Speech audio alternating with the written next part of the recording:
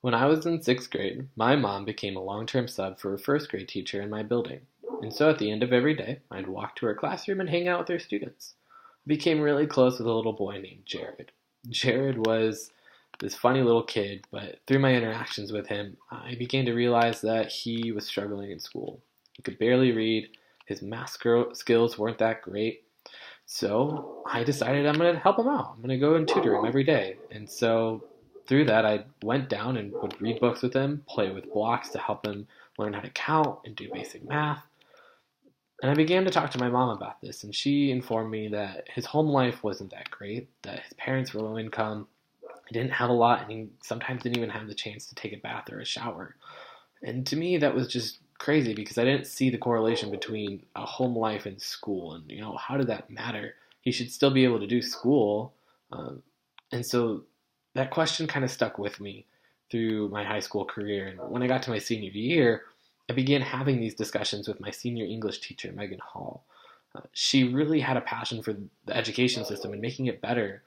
And so she taught me a lot and, pushed me to think about it more critically. And so when I got to college, I didn't know if there was any other option but to join an organization that would teach me about the school systems and the inequalities. And so I joined Students for Education Reform, or SFR. And to me, the education inequalities were my school didn't have as much AP classes at the school down the street. And little did I know there's so much more that's wrong with the system than AP classes. But I became interested and I wanted to continue to learn. And so I worked with SFR, and through SFR, I discovered Breakthrough Collaborative, which ended up being a life-changing experience for me. I didn't really know if I wanted to teach at the time, but I figured I'd apply anyways and, keep my options open. So when I got accepted to go to Birmingham, Alabama to teach seventh grade science. I had never lived in the South. I've never even really been to the South. I've never been a teacher, and the demographic of students I would be working with were one that my high school didn't have and that I didn't really interact with much in college. And so I wasn't sure I was going to be able to handle it, or, it's going to be very different for me, but I knew that I had to step up and do it because I needed to learn from this experience and that those students needed me. They were there for a reason, and I saw through ESFR the inequalities that they're facing. So I went unsure of what it was going to be like, if I was even going to enjoy it. But like I said, it ended up changing my life forever because I met students like Noah and Jada and Cornelius who were the best kids I've ever met in my life, but they didn't have the same opportunities I had just because of who they are and where they were born. They didn't have the money to pay for the medicine they needed, and they would physically have to fight to survive. And I thought that was so unfair, and that their one saving grace is the education system, but even that was messed up for them. But, if I showed them that I believed in them, that I was willing to work for them, hopefully they would see that and work for themselves to improve their lives. And so they're the reason they became more than just my students. They became my kids, and the reason that I do this education work, and that I fight for them every single day, and that they are the reason I want to continue doing this work.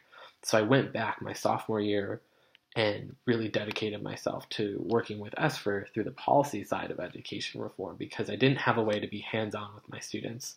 They were so far away, there was nothing where I was. And so I put more effort into ESFR, and our state captain for ESFR, who manages our campaign, stepped down. And I decided that I was going to take over the position because no one else was going to, and they weren't going to fill it. So I said, I'm going to take this on, and I'm going to continue working to make the change for my students because I know it's important.